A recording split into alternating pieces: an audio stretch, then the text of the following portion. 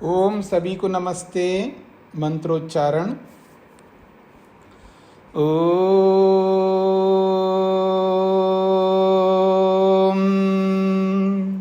सहनाववतु सहनौ भुनक्तु सह वीर्यं करवावहै तेजस्विनावधीतमस्तु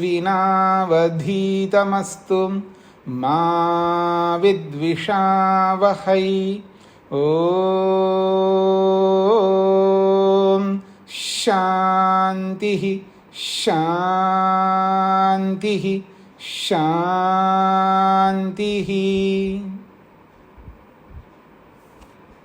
योग दर्शन की 54वीं कक्षा है। समाधिपाद के 19 सूत्र पूरे किए हैं। 20वां सूत्र प्रारंभ होने जा रहा है। प्रसंग है असंप्रज्ञा समाधि। पिछले 18वें सूत्र में स्पष्ट किया था असंप्रज्ञा समाधि की परिभाषा को, और उस असंप्रज्ञा समाधि को कैसे प्राप्त किया जाता है उसके उपाय चल रहे हैं। एक वो उपाय है जो भव प्रत्यय नामक उपाय है, जिसका सहारा विदेह और प्रकृति लय नामक योगी लेते हैं। ये वो होते हैं जो पिछले जन्मों में उन्होंने बहुत मेहनत करके संप्रज्ञा तक पहुंच गए, फिर उसके बाद रह नहीं पाए, शरीर नहीं रहा, कारण कोई भी हो सकता है। फिर जब अगला जन्म उनका होता है तब उनको ये स्थिति प्राप्त होती है भव प्रत्यय। ये तो एक प्रक्रिया है। और जिन्होंने मेहनत नहीं किया पिछले जन्मों में, जैसे हम लोग हैं, ऐसे और भी बहुत लोग होंगे जो योगाभ्यासी हैं, योगाभ्यास करते हैं, पुरुषार्थ करते हैं, जिनके पिछले जन्मों के वैसे संस्कार नहीं हैं, ना वो उपलब्धियां हुई है। फिर उन लोगों को कैसे करना है, उसके लिए ये दूसरा उपाय बताया है 20वें सूत्र में।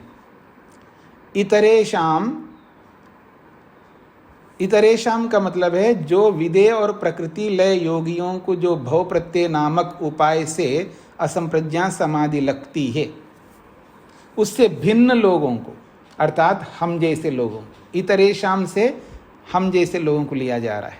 तत्र उपाय प्रत्ययो इतरेशाम योगिनाम भवति। ये जो पीछे तत्र उपाय प्रत्ययो योगिनाम भवति को इस सूत्र के साथ जोड़ने के लिए जो बोला था भूमिका के रूप में, उस वाक्य को यहाँ जोड़ देना है। तत्र उपाय प्रत्यय। ये जो उपाय प्रत्यय है, अलग अलग उपायों को अपनाना होता है हमें। हम एक सीढ़ी, दूसरी सीढ़ी, तीसरी सीढ़ी, ऐसे एक एक सीढ़ी चढ़ते हुए हम जाएंगे।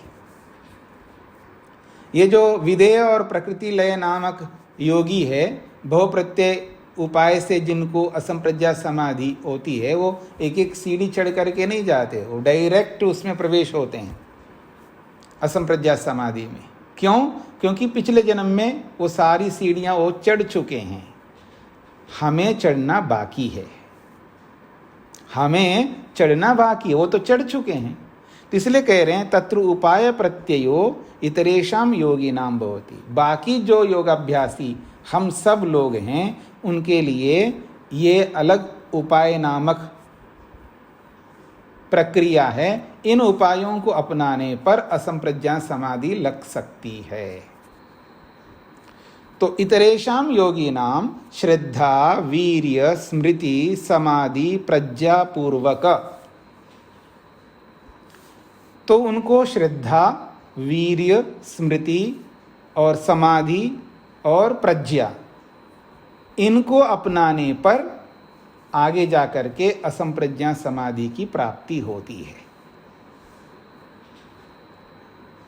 यानी श्रद्धा पूर्वक, वीर्य पूर्वक, स्मृति पूर्वक, समाधि, ये समाधि से संप्रज्ञा समाधि ले रहे हैं, समाधि पूर्वक और संप्रज्ञा समाधि के बाद में जो विशिष्ट प्रज्ञा उत्पन्न होती है, उस प्रज्ञा पूर्वक उपायों से, अर्थात इन सब उपायों से युक्त होकर के जब योगाभ्यासी मेहनत करते हैं तब उनको ये असंप्रज्ञात समाधि की प्राप्ति होती है।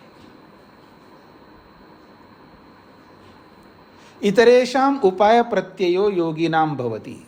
इतरेषाम योगिनाम उपाय प्रत्ययः भवति। इतरेषाम का अर्थ है विधेय और प्रकृति लय योगियों से भिन्न जो भी योगाभ्यासी है वो सब के सब यहाँ पर ग्रहण होते हैं। और उनको करना क्या है? तो कहा श्रद्धा। उनको श्रद्धा को अपनाना है। हमारी बिल्कुल श्रद्धा नहीं है। जिस श्रद्धा की बात ये कर रहे हैं वो श्रद्धा हमारे में नहीं है। हम तो श्रद्धा से बहुत दूर हैं, कोसों दूर हैं। हम कोई श्रद्धा नहीं रखते हैं। हम शब्दों में बहुत रखते हैं, क्रिया में नहीं रखते। दोनों में बहुत अंतर है, जमीन आसमान का। श्रद्धा का मतलब क्या? बोलचाल में मैं भगवान को बहुत मानता हूं, ये जो बोलना है ये तो बोलने वाली श्रद्धा है, क्रिया में वो श्रद्धा नहीं है। और ये जो बोलने वाली श्रद्धा भी वहीं तक है जहां मीठा मीठा गड़प कड़वा कड़वा तू है, वहां तक। हम कोई वैसी श्रद्धा नहीं है। श्रद्धा का मतलब क्या होता है अभी बताता हूं मैं आपको। महर्षि पतंजलि कहते हैं, यहाँ नहीं कहा है, योग में नहीं कहा है, उन्होंने व्याकरण का भाष्य करते हुए, महर्षि पाणिनि के अष्टाध्यायी के सूत्रों का भाष्य करते हुए उन्होंने एक बहुत बड़ी बात कही है। महर्षि पतंजलि ने महर्षि पाणिनि के जो व्याकरण के जो सूत्र है उनका एक भाष्य किया है, बहुत बड़ा भाष्य है। उसका नाम ही महाभाष्य है। महर्षि पतंजलि ने एक ऐसा भाष्य किया उन सूत्रों का जिसको महाभाष्य कहते। उस महाभाष्य में एक बहुत बड़ी बात कही उन्होंने। क्या कही है? शब्द प्रमाण का वयम यत् शब्द आह तदस्माकं प्रमाण। हम शब्द प्रमाण को मानने वाले हैं। जो शब्द प्रमाण कहता है वो हमारे लिए लकीर के फकीर हैं। हम तो वो जैसा कहता वैसा करते, उससे इधर उधर नहीं जा सकते। जो शब्द प्रमाण कहता है हम वैसा ही चलते हैं, उससे हट करके नहीं चल सकते। तो जो शास्त्र कहता है, जो वेद कहता है, जो और भी शास्त्र हैं, जो भी शब्द प्रमाण के रूप में वो जैसा कहते हैं हम वैसा ही चलते हैं। ये महर्षि पतंजलि कह रहे हैं, एक ऋषि होकर के कह रहे हैं। हम तो शब्द प्रमाण को मानते हैं और जो शब्द कहता है वही हमारे लिए प्रमाण है। हम उस प्रमाण से इधर उधर होकर अपनी इच्छा से कुछ भी नहीं कर सकते। ये जो स्थिति है ये वैसे प्राप्त नहीं होती है। श्रद्धा रखना कोई साधारण काम नहीं है। आप में से जिन्होंने यजुर्वेद को पढ़ा हो स्वाध्याय के रूप में, वहां पर श्रद्धा को अंतिम वस्तु बताई गई है। ये जो श्रद्धा है ये बहुत बड़ी चीज है। और ये श्रद्धा प्राप्त किसको होती है? तो वह यजुर्वेद में स्पष्ट कहा है, व्रतेन दीक्षाम आपनोति। जिसके जीवन में व्रत होते हैं, एकादशी का व्रत नहीं है, या अमावास्या का या पूर्णिमा का व्रत नहीं है, या शिवरात्रि का व्रत नहीं है। ये आप लोग भी बहुत सारे व्रत करते ही होंगे। ये करवा चौथ का व्रत भी नहीं है। ये भी होता है ना, जो साल में एक बार माताएं, विशेषकर विवाहित माताएं जो करती है पति के लिए, वो व्रत नहीं है। ये तो बहुत सरल है, एक दिन भूखा रहना बाएं हाथ का खेल है किसी के लिए भी। आप हर साल रहो, हर रोज रहो, इसका कोई अर्थ नहीं है, बल्कि हानि है। अब आपको बुरा लगे अच्छा लगे वो आपका मत है, लेकिन भूखा रहना आयुर्वेद इसको स्वीकार नहीं करता। आयुर्वेद उसको स्वीकार करता है अगर आपने ज़्यादा खा लिया तो भूखा रहो, गलत खा लिया तो भूखा रहो, फूड पॉइजन हो गए तो भूखा रहो, या जो भी कुछ ऐसा होता है रोग के कारण से, तो भूखा रहने का है। स्वस्थ व्यक्ति को भूखा नहीं रहना है। प्यास लग रही है तो पानी भी नहीं पीती है। मतलब एक ही दिन व्रत रखने से पति की आयु दीर्घ लंबी हो जाती है आपके ऐसा करने से। एक दिन करने से मतलब साल, यानी एक दिन करो तो साल भर उसका व्रत पूरा हो जाता है। अब आपकी जो भी मान्यता है जी, मैं आपकी मान्यताओं पर नहीं आना चाहता हूँ, यथार्थ मैं ये समझना चाहता हूँ, यथार्थ ये करना चाहता हूँ। अच्छा, यही काम पति को बोलो तू भी व्रत कर भाई, हम क्यों करेंगे, फिर देखना तुझे करना है तो कर, मैं तो नहीं कर सकता। कोई कोई करता होगा, जो नए नए जो शादी करते हैं ना वो लोग जरूर करते होंगे, पर रुक जाओ कुछ साल, उसके बाद फिर देखना वो करते नहीं करते। खैर जो भी है आप जानो, तो इनको व्रत नहीं कहते हैं।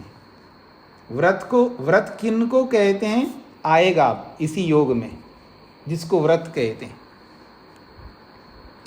आपको व्रत करने का इतना ही शौक है पति के लिए, तो ये व्रत करो ना, हे पतिदेव मैं आज व्रत लेती हूं, कभी मैं झूठ नहीं बोलूंगी आपसे, देखना पता लगेगा आप कितने व्रत करने वाले हो। ये तो व्रत नहीं ले सकती है, लेकिन भूखा रहने का व्रत तो रोज हर साल क्या 6-6 महीने में भी लेने के लिए कहो तो भी ले लेगी, 3-3 महीने के लिए कहो तो भी ले लेगी, पत्नी भी ले लेगी पति भी ले लेगा। वो तो बहुत आसान है ना। आसान व्रत लेते हैं आप लोग, जिनको व्रत नाम दे दिया आपने, वो तो कोई भी कर सकता है।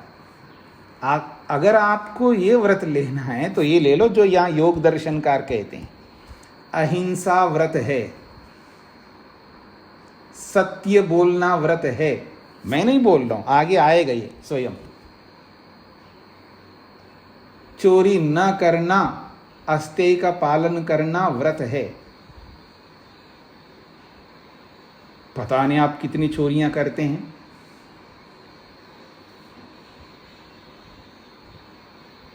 ब्रह्मचर्य का पालन करना व्रत है, भले आप गृहस्थी हो। और अपरिग्रह करना व्रत है। ऐसे इन व्रतों को महाव्रत बोला है, साधारण व्रत नहीं है, ये महाव्रत है। और इन व्रतों को किए बिना अधिकारी नहीं बन सकते, दीक्षित नहीं हो सकते। इन व्रतों को किए बिना दीक्षित नहीं हो सकते। ये मैं नहीं कह रहा हूं, ये वेद कह रहा है। व्रतेन दीक्षाम आपनोति। व्रत लेने से, व्रत कौन से होते हैं पतंजलि ने बताया, व्रत ये होते हैं अहिंसा, सत्य, अस्तेय, ब्रह्मचर्य, अपरिग्रह, ये व्रत है। और ये सामान्य व्रत नहीं, ये महाव्रत है। तो इन व्रतों को लेने पर वो दीक्षित हो सकता है, अर्थात वो अधिकारी बन सकता है। किसका अधिकारी बनेगा, क्या पाने का अधिकारी बनेगा? श्रद्धा को पाने का अधिकारी बनेगा। हम चर्चा कर रहे हैं श्रद्धा की। व्रतेन दीक्षाम आपनोति, दीक्षया दक्षिणाम आपनोति। जब वो अधिकारी बनता है तो उसको दक्षिणा मिलती है। अब मैं मंत्र की व्याख्या नहीं करूंगा, संक्षेप से बोल रहा हूं। दक्षिणा श्रद्धाम आपनोति।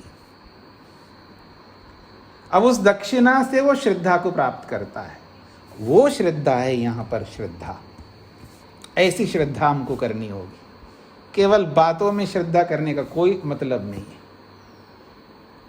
और ये जो श्रद्धा है, इस श्रद्धा को जिसने अपने जीवन में अपनाया है तो मानो उसका असंप्रज्ञा समाधि का द्वार खुलता है, एक द्वार।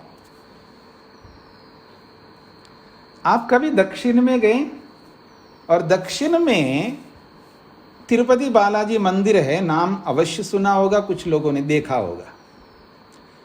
तिरुपति बालाजी मंदिर के बारे में एक कहावत है, उसके 7 द्वार हैं और जब उन एक एक द्वार खुल जाता है तो उसमें से जब जाता है कोई भक्त, जब 7वां द्वार पार करता है तो उसको स्वर्ग मिलता है। पता नहीं वो द्वार है या नहीं। और उन द्वारों के लिए उन्होंने, क्योंकि वो तिरुपति बालाजी मंदिर जो है वो 7 पहाड़ों के ऊपर है, 1 पहाड़, 2 पहाड़, 3, 4 ऐसे 7 पहाड़ों पर है वो। 7वें पहाड़ पर वो बालाजी मंदिर है, बहुत ऊपर है। और वो एक एक पहाड़ एक एक द्वार बताते हैं। पता नहीं वो मिले ना मिले, लेकिन यहां जरूर मिलेगा आपको। तो ये इस श्रद्धा को, जिस श्रद्धा को वेद कहता है, व्रतेन दीक्षामाप्नोति, दीक्षया दक्षिणामाप्नोति, दक्षिणा श्रद्धामाप्नोति। तो व्रत लेने पर ही वो दीक्षित होगा और दीक्षित होकर के वो दक्षिणा को प्राप्त करेगा। मैं मंत्र की व्याख्या नहीं करूंगा। और उस दक्षिणा से उसको श्रद्धा मिलती है। वो वाली श्रद्धा यहाँ पर चाहिए। और वो श्रद्धा यदि हमारे में आती है तो वो हमने एक द्वार पार कर लिया, असंप्रज्ञा समाधि का।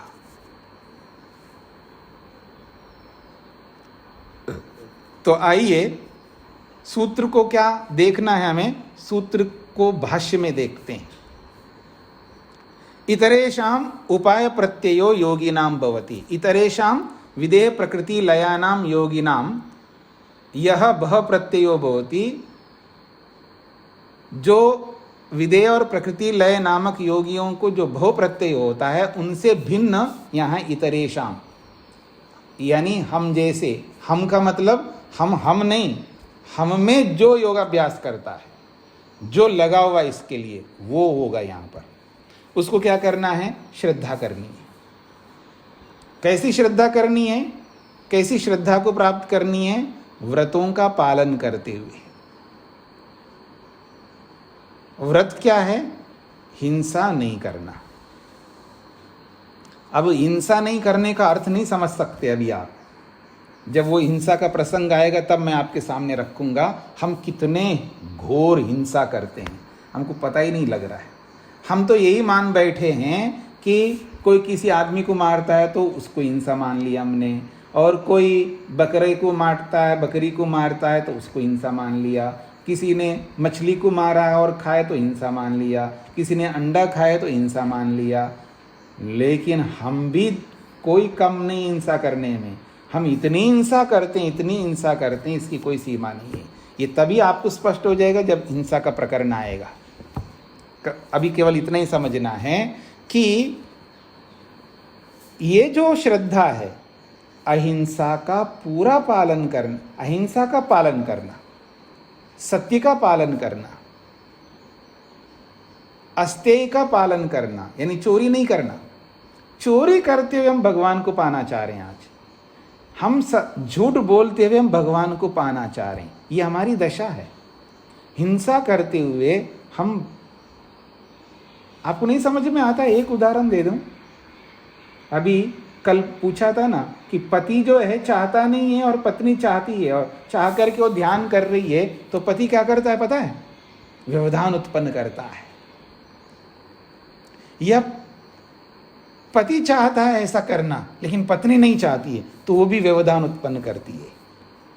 खटखट करेगी, कुछ आवाज करेगी, कुछ ना कुछ ऐसा कुछ उपक्रम करेगी, कुछ ना कुछ करेगी या करेगा। हाँ, मैं एक के लिए नहीं बोल सकता, दोनों के लिए बोलूंगा। तो हम न जाने हुए, न चाहते हुए, न जाने कितने हिंसा हम अपने निकट के लोगों की करते हैं, हमें नहीं पता है। हमें ये पता भी नहीं इसको हिंसा कहते हैं, ये भी नहीं पता है। तो बहुत सारी हिंसा करते हुए हम भगवान को पाना चाहते हैं, और अपने निकट के लोगों के साथ झूठ बोलते हुए हम भगवान को पाना चाहते हैं।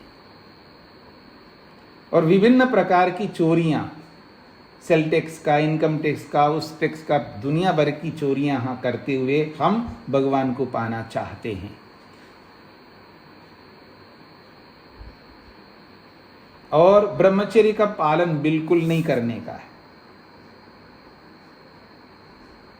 ब्रह्मचर्य का पालन न करते हुए हम भगवान को पाना चाहते हैं,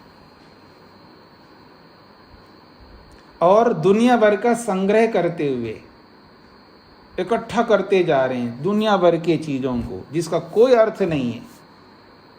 तो संग्रह करते हुए हम भगवान को पाना चाहते हैं। व्रतों का पालन न करते हुए हम भगवान को पाना चाहते हैं। तो ऐसी स्थिति में हमारे में ये श्रद्धा नहीं है। हमें इस श्रद्धा को उत्पन्न करना है। और जब ये श्रद्धा उत्पन्न होती है तो ये श्रद्धा में होता क्या है, तो कहा चेतसः संप्रसादः। जब ये श्रद्धा होती है, मन में संप्रसाद रहता है, यानी मन प्रसन्न रहता है। आज हमारा मन प्रसन्न नहीं है, इसलिए एकाग्र भी नहीं होता है। हमारा मन अशांत रहता है, मकान को लेकर के, व्यापार को लेकर के, पति को लेकर के, पत्नी को लेकर के, बच्चों को लेकर के, सास ससुर को लेकर के, बहू को लेकर के, किसी भी चीज को लेकर के हमारा मन जो है उद्विग्न रहता है, स्ट्रेस में रहता है, चिंताग्रस्त रहता है। अब इसको पकड़ भी नहीं पाता आदमी। जब किसी को बोला जाता है कि देखो आप चिंता करें, नहीं जी बिल्कुल मेरे कोई चिंता नहीं, मैं मस्त हूं। अच्छा, और एक बात बताऊं, बोलने वाले हैं ना कि आप चिंता मत करो, चिंता मत करो, टेंशन मत लो, स्ट्रेस मत लो, बोलने वाले भी स्ट्रेस में है, चिंता में।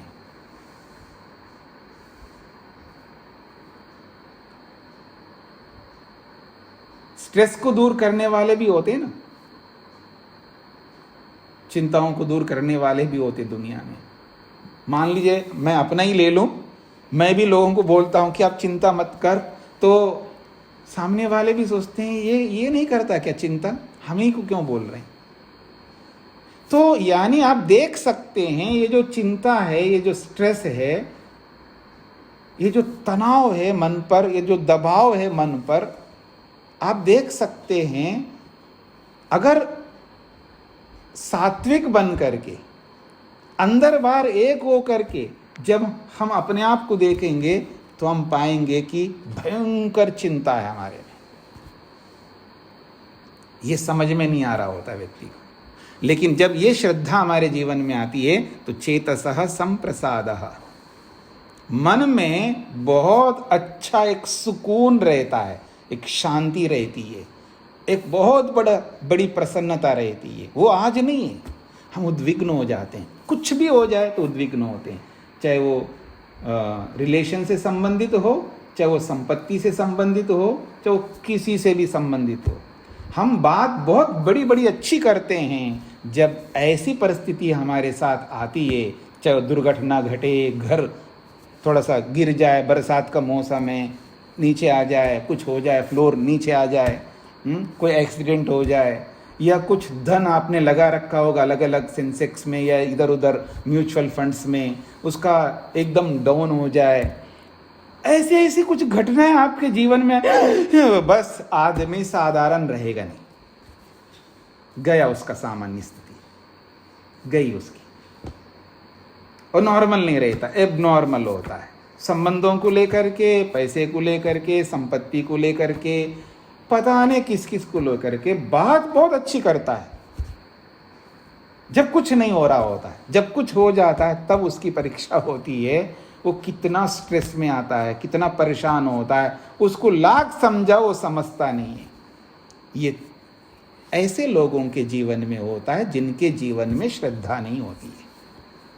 ये वो श्रद्धा की आवश्यकता है जब वो श्रद्धा हमारे साथ में जुड़ जाती है तो उस श्रद्धा में हमारा मन खुश रहता है, चाहे मेरा मकान का कचुम्बर हो जाए, मेरी गाड़ी का कचुम्बर हो जाए, मेरे शरीर का भी कचुम्बर हो जाए, तब भी वो मन को वैसा ही रखता है। ये वो श्रद्धा है जिस श्रद्धा के हमारे जीवन में आने पर चेतसा संप्रसादा, मन एकदम खुश रहता है और दोनों स्थितियों में कुछ मिलने पर भी सामान्य रहता है और कुछ डूबने पर भी सामान्य रहता है।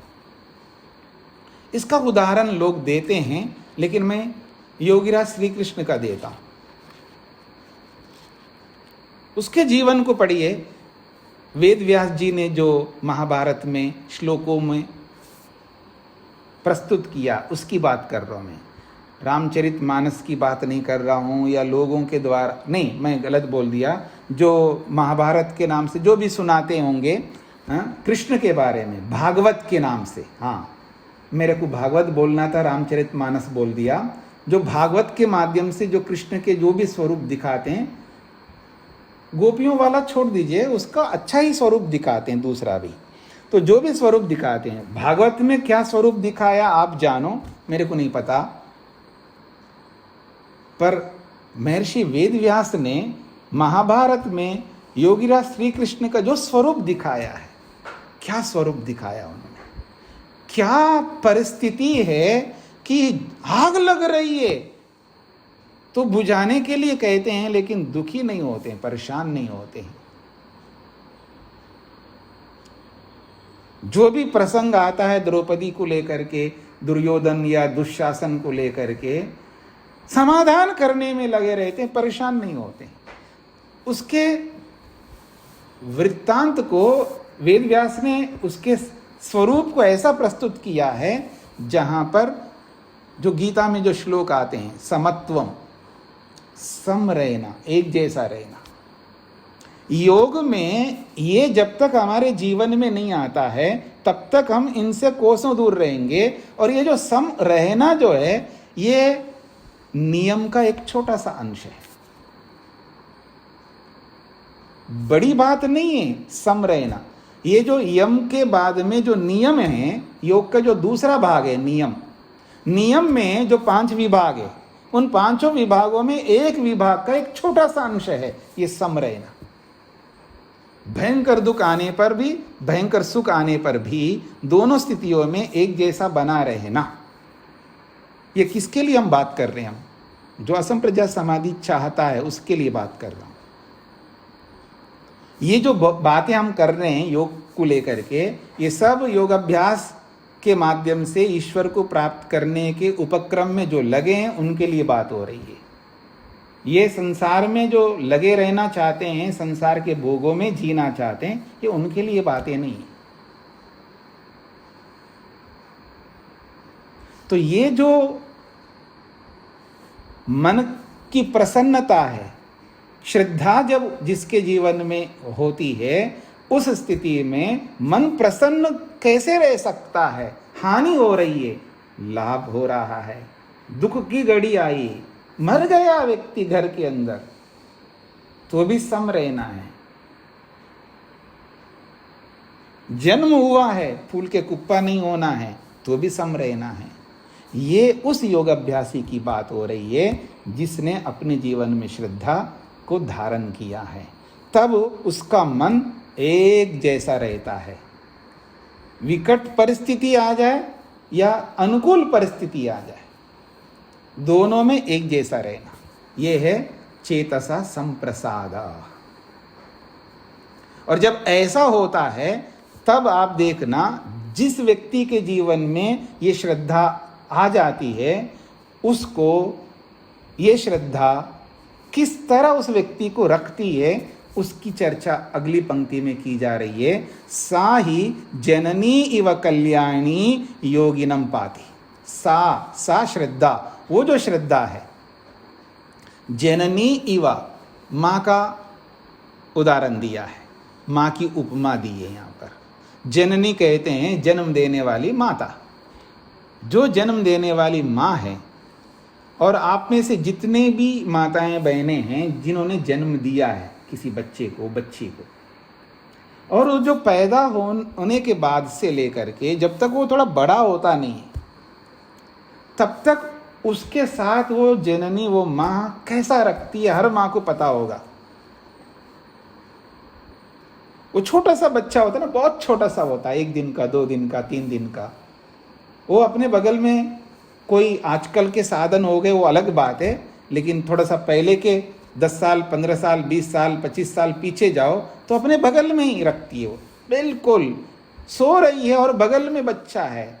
अब सोते सोते करवट यूं हो जाए तो क्या होगा जी उस बच्चे का? पर ऐसा हो नहीं सकता, ये माँ की विशेषता है। ऐसा हो नहीं सकता क्योंकि वो सोती हुई भी उसकी नजर जो है बच्चे पर रहती है, यानी आधी नजर, मतलब नींद भी ले रही है, बीच बीच में उठ करके उसको संभाल भी रही है, इसलिए उसकी नींद पूरी नहीं होती रात को। और जब वो दिन में फिर वो नींद पूरी नहीं होती तो कभी तो नींद को पूरी करनी होती है। और बाकी लोग इस बात को, कई लोग समझते हैं, कई लोग समझ नहीं पाते हैं, जो समझ नहीं पाते वो परेशान होते रहते हैं। खैर, तो आप देखिएगा एक माँ उस छोटे से बच्चे के प्रति क्या ध्यान रखती है, ये हर माँ जान सकती है।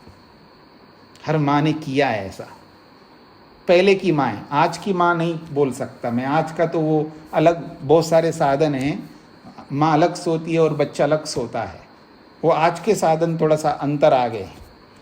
तो आप देख सकते हैं कि वो माँ कैसे उसको, बच्चे को बगल में रखते हुए 24 घंटों उस पर ध्यान रखती है। बीच बीच में वो किचन में काम कर रही है, उसकी नज़र सब्जी काटने में भी है, उसकी नज़र उस बच्चे पर भी है।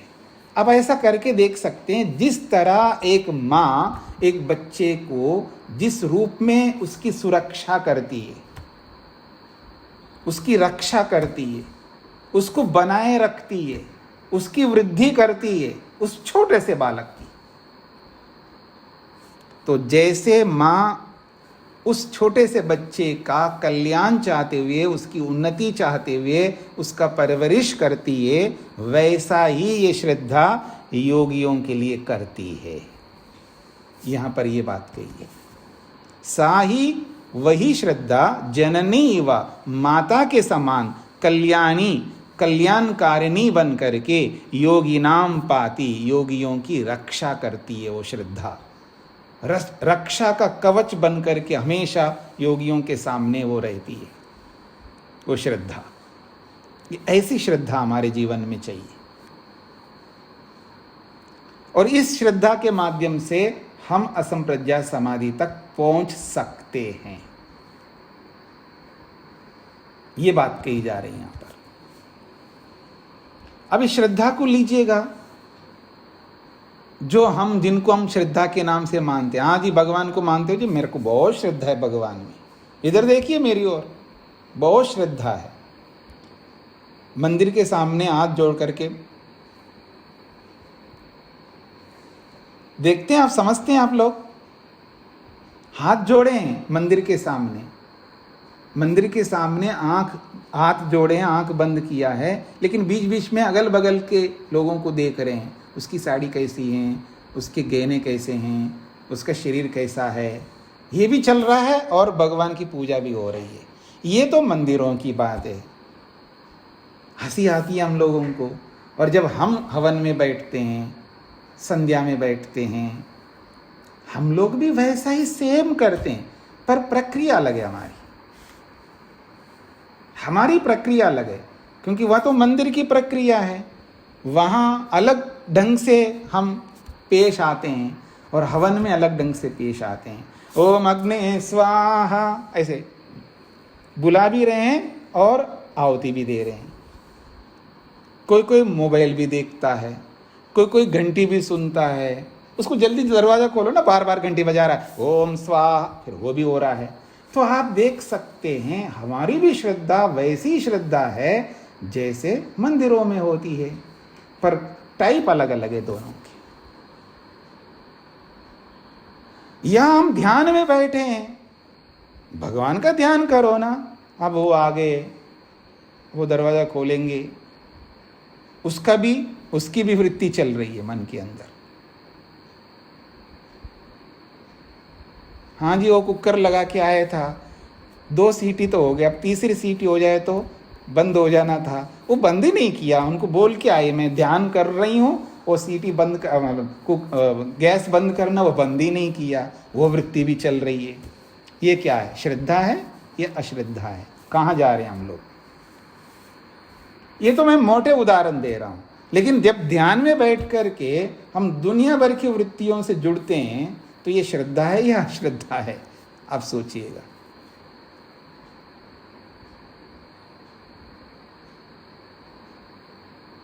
श्रद्धा में और कुछ नजर नहीं आना चाहिए, वही नजर आना चाहिए जिसमें हमारी श्रद्धा है। तो जैसे आजकल की माताएं हैं जो उनके बच्चे होते हैं, छोटे छोटे बच्चे जिनका स्कूलिंग भी स्टार्ट हो जाता है, और आजकल का जैसा भी परिवेश है वो माँ कुछ ना कुछ तो बनाती है बच्चों के लिए, और समस्या है कि जो बनाती हैं वो बच्चे प्राय बहुत कम खाते हैं। कम इसलिए खाते हैं क्योंकि ऊपर का खाना मिल रहा है, उनको ऊपर की चीज़ें मिल रही हैं, और उनको प्रोवाइड करने वाले भी वही हैं, माताएं। अब ऊपर से आप जो भी आप उनको दे रहे हैं, खिला रहे हैं, अगर वो जब खा रहे हैं, कुछ तो खा रहे हैं ना, फिर आप ये चाहते हैं जो आपने बनाए, जैसा भी बनाए, उनके लिए न्यूट्रिशन स्कोर ये और सब ध्यान में रखते हुए आप बच्चों के लिए ये होना चाहिए, वो होना चाहिए बनाया, और वो आपने बनाया, वो खा नहीं रहा है। और कोई ऐसा बच्चा जब खा नहीं रहा होता है और हम उनके पीछे पीछे अब तो खा लो, अब तो खा लो, अब तो वो खाता ही नहीं है। और मान लो भूला भटका आ जाए वो बच्चा, सुबह से लेकर शाम तक नहीं खाया, माँ को बड़ी चिंता होती है, खा क्यों नहीं पा रहा है। अच्छा, ऊपर की चीज़ें भी नहीं खाया इसने, चलो ऊपर की चीज़ें खाए तो कुछ तो पेट में चला गया, तो चलो कोई बात नहीं, लेकिन ना ऊपर के खाया ना ये वाला खा रहा है, तो बड़ी चिंता होती है।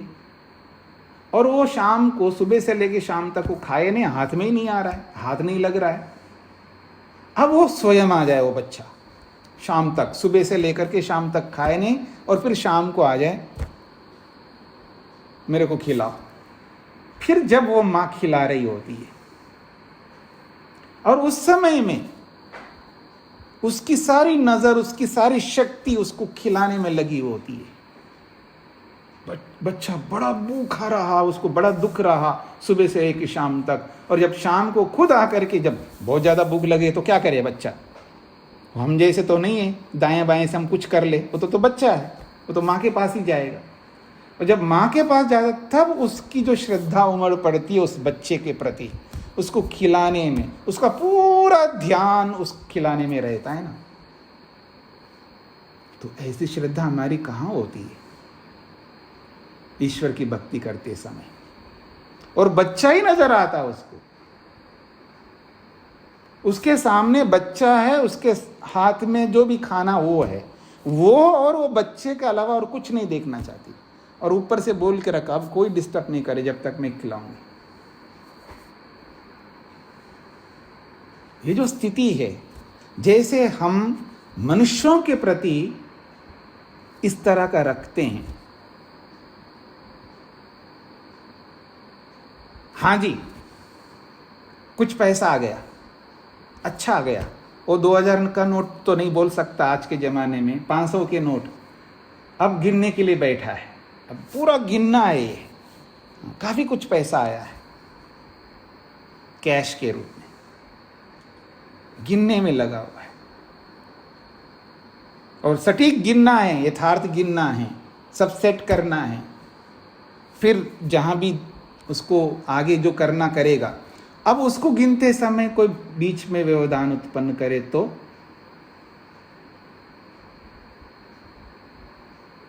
व्यवधान उत्पन्न कर ही देता है, तो आप क्या करते हैं? दोबारा गिनते, उसको तिबारा गिनते हैं। तब तक गिनते हो जब तक वो आपके मन में वो बैठ नहीं जाए, आप ये ठीक है।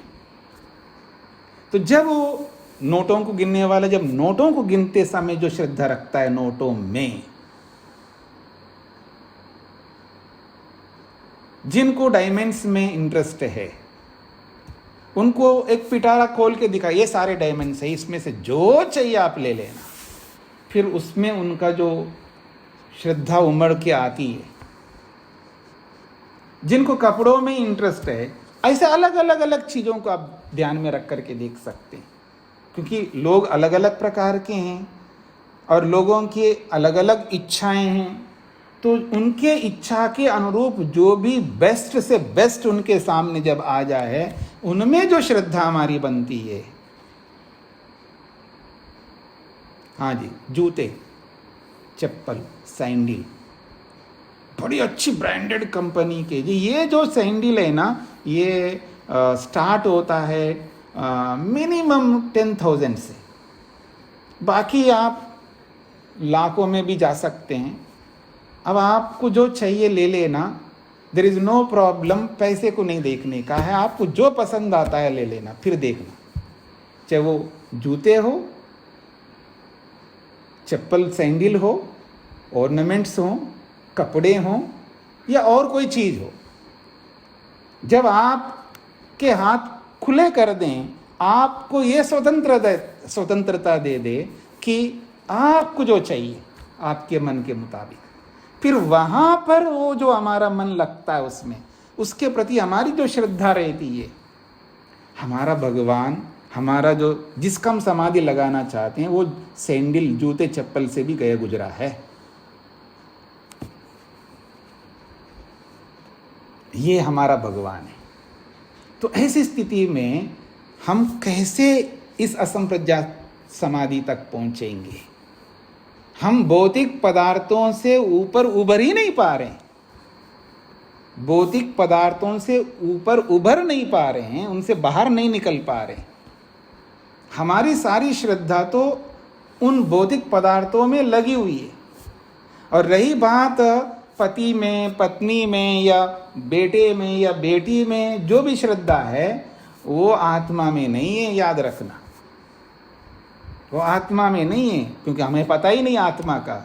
हमें जो वो श्रद्धा उमड़ रही है पति में, पत्नी में, बेटे में, बेटी में, उनके शरीरों में, वो भी जड़ वस्तुएं हैं।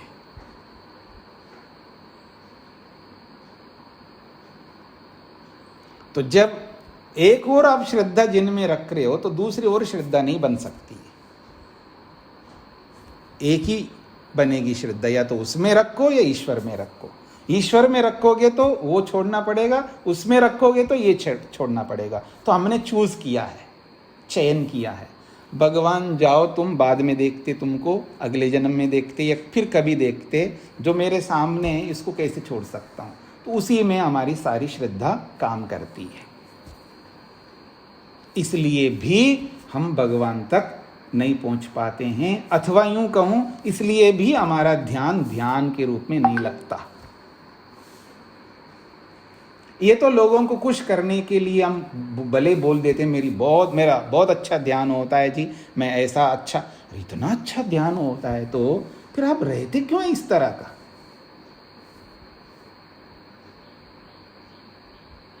आप त्याग नहीं कर सकते और आपका ध्यान बहुत अच्छा हो रहा है, कमाल की बात है। आप हमें समझा रहे हैं या भगवान को समझा रहे हैं या अपने आप को समझा रहे हैं? किस अविद्या में हम लोग जी रहे हैं, ये हम पकड़ नहीं पा रहे हैं अपने आप को।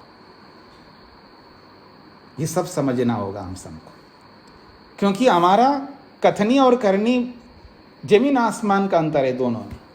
हमारा व्यवहार सारा बताता है हम आकंठ डूबे हुए हैं इन भौतिक वस्तुओं में, और हमारी जो कथनी है वो आकंठ डूबा हुआ है उस कथनी में कि हम बहुत बड़े भक्त हैं भगवान के प्रति। हम बिना हवन के, बिना संध्या के, बिना इसके, बिना उसके, कि एक घूंट पानी भी नहीं पी सकते। तो ये सब करते हुए फिर हम वहीं का वहीं हैं, ऊपर नहीं उठ रहे हैं। सीढ़ी हमारी आगे बढ़ नहीं रही है, स्टेप्स हमारे वहीं के वहीं खाली दिखाई दे रहे हैं। यहाँ तक हम नहीं पहुँच सकते हैं जब तक ऐसी श्रद्धा हम नहीं उत्पन्न करेंगे। तो इस यथार्थता को समझना भी अपने आप में बहुत बड़ा कार्य है हमारे लिए। इस जो मैं प्रस्तुत कर रहा हूँ जिस श्रद्धा के बारे में, इसको समझना भी अपने आप के लिए एक बहुत बड़ा कार्य है। इसको समझने का प्रयत्न करना है हमको। तो ये जो श्रद्धा है, ये ऐसे ही केवल बातचीत में अथवा शब्दों में या बोल करके अथवा केवल दिखावा करने मात्र से हम ईश्वर के प्रति श्रद्धा नहीं रखते। श्रद्धा का मतलब है जो वहाँ विधान है, जैसा मैंने बोला है ना, शब्द प्रमाण का वयम। पतंजलि कहते हैं जो शब्द प्रमाण कहता है, जो शास्त्र कहता है, बस वैसा ही चलेंगे हम। ऐसा करो तो हम वही करेंगे, ऐसा ना करो तो हम नहीं करेंगे। आपको त्याग करना है तो त्याग करेंगे, कितना त्याग करना उतना ही त्याग करेंगे। हमें इस शब्द प्रमाण पर श्रद्धा ही नहीं है। अभी आपका परीक्षण करता हूं मैं। आप जो भी अर्जित करते हैं, धन दौलत जो भी अर्जित करते हैं, करो।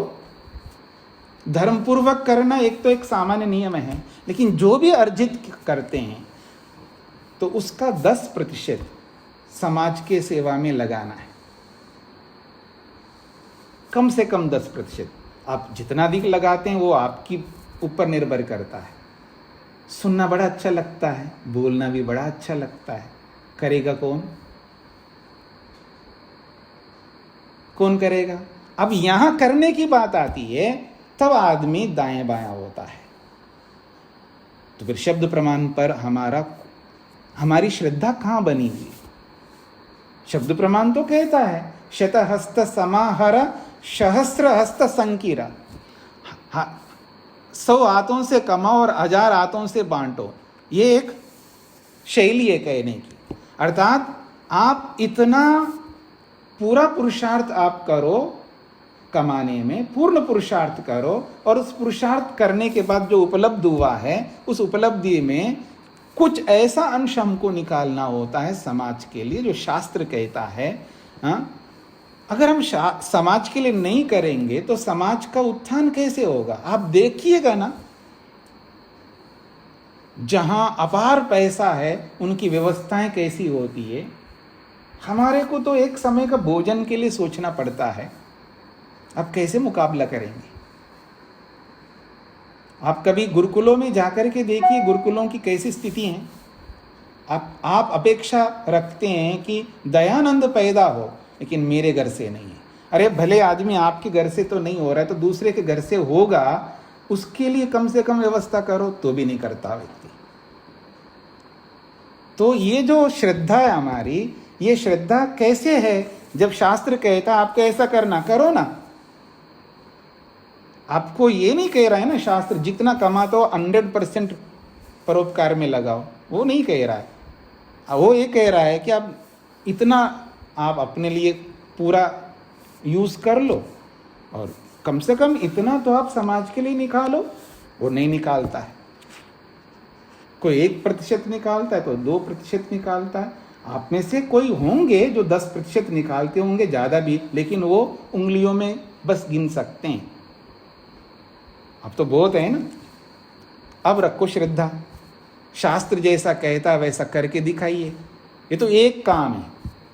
ऐसे कितनी बातें जो शास्त्र कहता है, तो हम उन शास्त्र के अनुसार जब हम चलने लगेंगे तब कह सकता हूँ हाँ, हम सही मायने में श्रद्धा को जीवन में स्थापित कर रहे हैं, ऐसा कह सकता हूँ। नहीं तो केवल कहने के लिए ही सब कहने वाले कहते रहते हैं, करना वही जिसको आप बोलते हैं ना, पंच की बात सिर माथे लेकिन परनाला तो वहीं गिरेगा, वो वाली स्थिति है जी। तो हम आज कुछ श्रद्धा को समझने का प्रयत्न किया है, बाकी विषयों को आगे समझने का प्रयत्न करेंगे। हाँ जी, शैलेश जी को क्या पूछना है? स्वामी जी ने जो महाभाष्य का उदाहरण दिया वो लिखना चाह रहे हैं या एड्रेस बता दीजिए कहाँ? महाभाष्य बस इतना ही है, वो आप देख लेना, किसी से पूछ लेना, वो बता देगा। ठीक है। हाँ जी, मेरे को ढूंढना पड़ेगा कहाँ पर आया है। एक बार बोल दीजिए जरा। हाँ जी, शब्द प्रमाण का वयम, यत् शब्द आह तदस्माकं प्रमाण। इसको तो मैं संधि विच्छेद करके बोल देता हूं। शब्द प्रमाण का वयम, शब्द प्रमाण का वयम, यत् शब्द आह तद अस्माकं प्रमाण। हम शब्द प्रमाण को मानते हैं, जो शब्द प्रमाण कहता है हम वैसा ही करते हैं, वैसा ही करेंगे। उस शब्द प्रमाण से इधर उधर नहीं जा सकते, ये इसका अभिप्राय है। ममता जी को क्या पूछना है? जी स्वामी जी नमस्ते जी। स्वामी श्रद्धा का सामान्य अर्थ का रुचि नहीं, श्रद्धा का सामान्य अर्थ है, श्रद्ध का अर्थ होता है सत्य, धा का मतलब होता है धारण करना, सत्य को धारण करना। तो इसको आप ऐसा कह सकते हैं, जो स्थिति जैसी है, जो वस्तु जैसी है, उसको एज इट इज वैसा ही स्वीकार करना, ये श्रद्धा है। जैसा कि अभी उदाहरण बताया मैंने आपको कि शास्त्र ने कहा है आपको ऐसा करना है, सत्य बोलना है, तो आपने सुना है और वैसा ही स्वीकार किया है और अपने पति के साथ में आप सत्य बोलना स्टार्ट किया है। ये है आपकी श्रद्धा। स्पष्ट हो गया अब आपको? जी। और किसी को कुछ पूछना है? कोई प्रश्न नहीं है आपके पास में? अच्छी बात है। मधु जी। जी स्वामी जी, सारा नमस्ते जी। स्वामी जी, आज जितना भी कुछ आपने बताया तो वो असंप्रजात समाधि को ध्यान में रखते हुए बताया, और जबकि बीच बीच में हमें साधारण रूप से जो बिगनर्स हैं उनके लिए भी हमें जोड़ने का प्रयास किया। तो क्या शरीर का प्रयोग करते हैं, इंद्रियों का प्रयोग करते हैं, तो माध्यम तो यही है असंप्रजात और संप्रजात समाधि तक जाने का।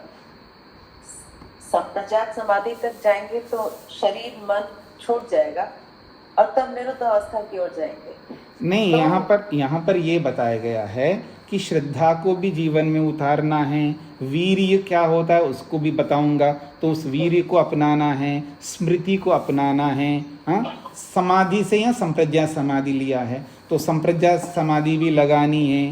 हाँ, और एक प्रज्ञा बताई, विशेष प्रज्ञा है, बुद्धि, ज्ञान, विवेक, वो कैसी होती वो भी बताऊंगा। इन सबको अपनाने के बाद में ये जो अपनाया जा रहा है, ये क्रम से अपनाए जाते हैं, एक दिन में अपनाए नहीं जाएंगे। ये धीरे धीरे। अब श्रद्धा की बात मैं आपके सामने रखा हूँ, इस श्रद्धा को अपनाने में आपको कितना टाइम लगेगा आप लोगों को, अब आप जानो, आपके पुरुषार्थ के ऊपर निर्भर करेगा, आपके ग्राह्य शक्ति के ऊपर निर्भर करेगा। ठीक है जी। तो इन उपायों को अपनाते हो, ये क्रमिक उपाय हैं।